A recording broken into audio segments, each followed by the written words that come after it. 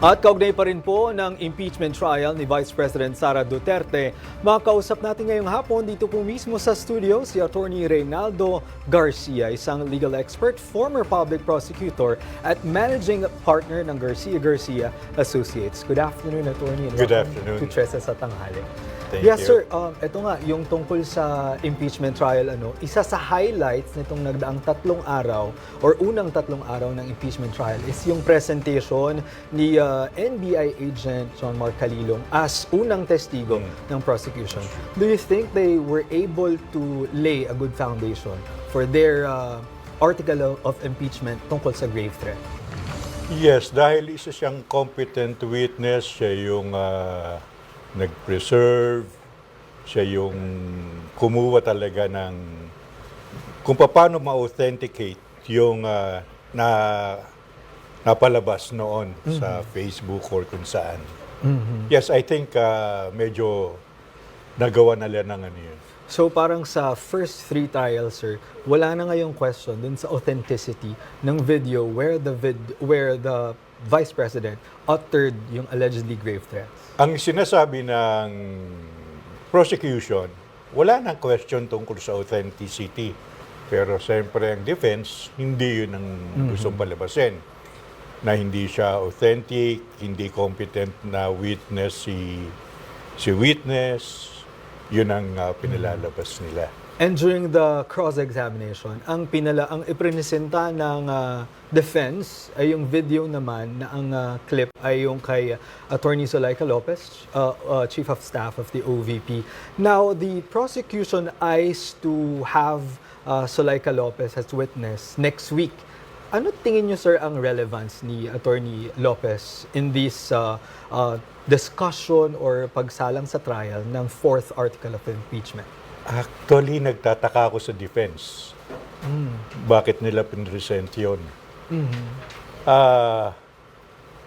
Or pinilalabas nila kaya nagkaroon ng outburst ang Vice President dahil doon. Kaya doon maglalaro ngayon. Kung ako ang prosecution, pwede ko siyang kuning witness na bakit din siya nagkaroon ng meltdown, bakit gano'n ang nangyari, and right after that, nagkaroon naman ng rant, ng outburst ang Vice President. Kaya, maganda yung pinalalabas nilang pareho. Pero sa akin, if I were in the shoes of the defense, hindi ko na sana pinalabas yun. Hindi ko nakikita yung relevance. Okay. So, sir, ito naman sa patuloy pa rin ng pagdiskusyon natin at ng panonood ng taong bayan o pagtutok sa impeachment trial, itong request ni Senator Jinggoy Estrada to attend the trial despite suspension was hindi kinatigan ng Sandigan Bayan. How do you think this decision would affect naman yung question on the conviction threshold, yung number of the sitting senators na pwedeng magdesisyon on this trial? Actually, sinasabi ni presiding officer na si Senator Cheese na ang threshold ay nasa 16 pa rin. Sa akin, ang sasabihin ko kasi, kung ako yung presiding, 16. Hindi ko muna titignan yung tatlo na hindi umaattend. Dahil doon pa lang baka pagtalunan na ng gustuhan at ma-delay ang hearing. Ngayon, pwedeng isang gawing justiciable question yan, pwedeng tanungin sa Supreme Court, ano ba talaga? Dahil kung malalaman natin, ang sinasabi ng Konstitusyon, 24 ang senators. Kaya 2/3 is 16. Ngayon, kung wala yung tatlo o wala yung kalahati, doon pa rin ba tayo sa 16, sa 2/3 ang inaano kasi ng Constitution, ang tinitingnan, ang presumption, Yung full buo set. yung 24. Ngayon, siyempre, ang gustong mangyari ng iba, dapat doon sa 24. Hindi yung kung sino talaga yung active na nagpa-participate.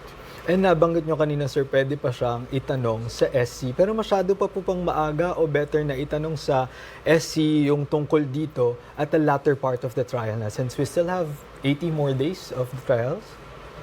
Baka naman may magtanong na rin yan sa Supreme Court, pero well, pwedeng maaga, pwedeng hindi naman matagal-tagal pa naman yan. Baka mayroong magtanong.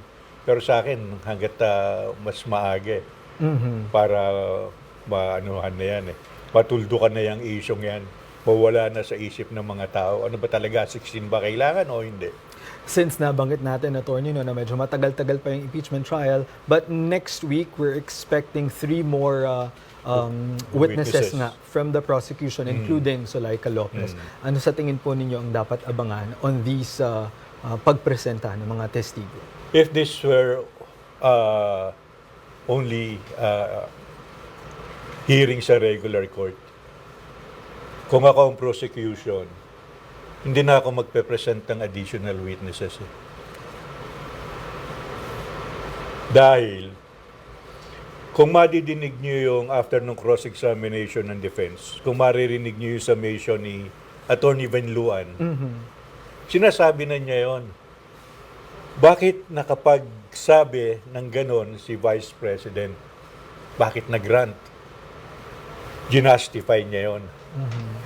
So, wala nang issue tukol sa competence ng witness. Wala nang issue sa authenticity ng video. Inamin na nila eh. Actually, gina-justify nila kung bakit ganon. Na nagkaroon ng ganyan dahil yung utterances niya ay hindi dahil as Vice President, kundi a mother, a daughter, parang ganyan. So, Attorney... Ang tingin ko ron, nahati mo ba yung katawan mo? Being a mother at saka Vice President, di ba yung pagiging Vice President, 24/7 yan? Yun.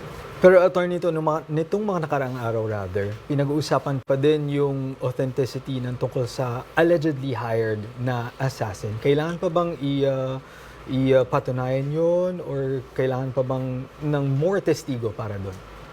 Yun nga, kanina sabi ko na kung regular court lang to, Hindi na ako magpe-present ng additional evidence dahil inamin na eh. Pero, siyempre, this is a political exercise. Marami yung pros and cons, maraming naniniwala rin sa Vice President, maraming hindi naniniwala. Kailangan pang maintindihan ng tao na talagang sinabi ito.